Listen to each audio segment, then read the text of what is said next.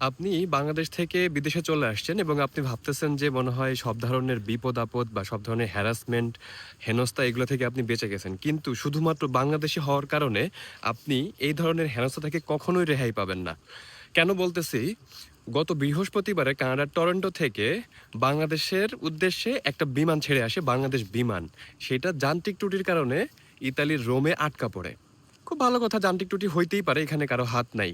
কিন্তু কথা হচ্ছে আটকা পড়ার পরে বাংলাদেশী যে যাত্রীগুলা ছিল তাদের সাথে কর্তৃপক্ষের আচরণ এবং যে যাত্রীগুলা ছিল তাদের যে সুযোগ সুবিধা পাওয়ার কথা ছিল সেটা নিয়ে হচ্ছে আজকের মূল আলোচনা।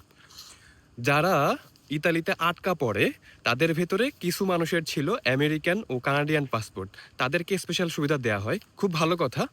আর বাকি যে ১৭০ জনের মতো যাত্রী ছিল তাদেরকে একদম ট্রিট করা হইতেছে, মনে হইতেছে যে কোনো তারা অবৈধ কোনো অভিবাসী বা এরকম টাইপের কিছু।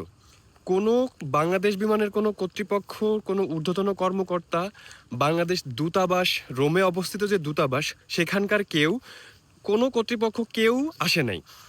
এই পর্যন্তও মানা যায়, বুঝলাম কোনো সমস্যা থাকতে পারে। সবচেয়ে খারাপ লাগার যে বিষয়টা সেটা হচ্ছে এই ১৭০ জনের ভেতরে বাচ্চা ছিল ১ বছরের কম বয়সী এবং ৬০ ঊর্ধ্ব বৃদ্ধ মানুষ ছিল। এই যে বৃদ্ধ মানুষ আর এই যে বাচ্চাগুলা তাদেরকেও কোনো ধরনের স্পেশাল ট্রিটমেন্ট দেওয়া হয় নাই। শেষ খবর পাওয়া পর্যন্ত গত প্রায় ৯০ ঘন্টার উপরে হয়ে যাইতেছে, তাদের সামান্যতম খাবার যেটা স্বাভাবিক খাবার সেটা পর্যন্ত প্রোভাইড করা হয় নাই। বৃদ্ধদের কথা বাদ দিলাম, বয়স্ক মানুষের কথা বাদ দিলাম, বাচ্চাদের জন্যও কোনো ঘুমানোর ব্যবস্থা পর্যন্ত করা হয় নাই। অথচ পৃথিবীর সব এয়ারলাইন্সের জন্য একটা জেনারেল এভিয়েশন রুলস আছে। সেটা হচ্ছে যদি আপনার বিমান, আপনার এয়ারলাইন্স কোথাও আটকায় যায় যান্ত্রিক ত্রুটি বা কোনো ধরনের গোলযোগের কারণে, আপনার যে যাত্রী আছে সেই যাত্রীদেরকে 100% সেবা দেওয়ার সম্পূর্ণ রেসপন্সিবিলিটি হচ্ছে সেই এয়ারলাইন্সের। এটা পৃথিবীর সব বিমান বা সব এয়ারলাইন্সের জন্য সমান। শুধুমাত্র বাংলাদেশ বিমানের জন্য এই নিয়ম কাজ করে না। কেন কাজ করে না? যদি কাজ করত তাহলে এই ৩ দিনের বেশি একটা এয়ারপোর্টে আটকায় থাকতো না বাংলাদেশের প্রায় ১৭০ জন মানুষ। Can you imagine? Just for being Bangladeshi, শুধুমাত্র সবুজ পাসপোর্ট হোল্ড করার কারণে আর শুধুমাত্র বাংলাদেশী হবার কারণে এইরকম বাজেভাবে ট্রিট হইতেছে।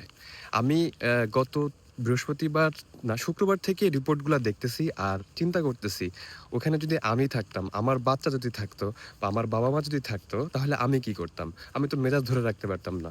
হয়তো ওখানের মানুষজন খুবই পোলাইটলি ডিল করতেছে বিষয়টা। কিন্তু বিষয়টা আসলে যতটুকু আ বাইরে থেকে দেখা যাচ্ছে যে খুব নরমাল একটা বিষয়, এরকম হইতেই পারে। কিন্তু বিষয়টা আসলে এরকম না। যখন একটা দেশ আপনাকে ট্রিট করে, আপনার কেমন যেন আপনি সেই দেশের কোনো মানুষই না, আপনি সেই দেশে এক্সিস্টই করেন না। যখন এরকম ট্রিট করে তখন কিন্তু বিষয়টা ভিন্ন রকম হয়ে যায়। আর আমি আরেকটা জিনিস বলবো যে ওই ফ্লাইটে যে যাত্রীগুলা ছিল তাদের অনেক সমস্যা আছে। তারা এই পর্যন্ত শুনে গালি দিয়েন না, পুরোটা শোনেন। যারা বাংলাদেশ বিমানের এত প্রবলেম জানার পরেও বাংলাদেশ বিমানের টিকিট কাটেন, তাদের সাথে এরকম হইতেই পারে।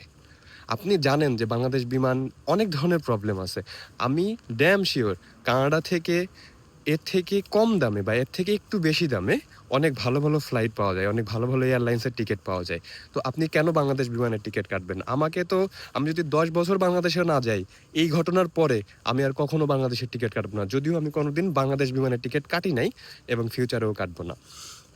তো যদি আ বুদ্ধিমানের কাজ হবে ওইখানে যে যাত্রীগুলা ছিল তারা ইন্টারন্যাশনাল এভিয়েশনের কোর্টে যদি বাংলাদেশ বিমানের এগেইনস্টে একটা কেস করে দেয়, সেটা হচ্ছে সবথেকে ভালো একটা জিনিস হবে। কারণ এইটা খুব বড় গুরুতর একটা হিউম্যানিটেরিয়ান ভায়োলেশন, যেটা যেটার এক ধরনের ক্রাইম।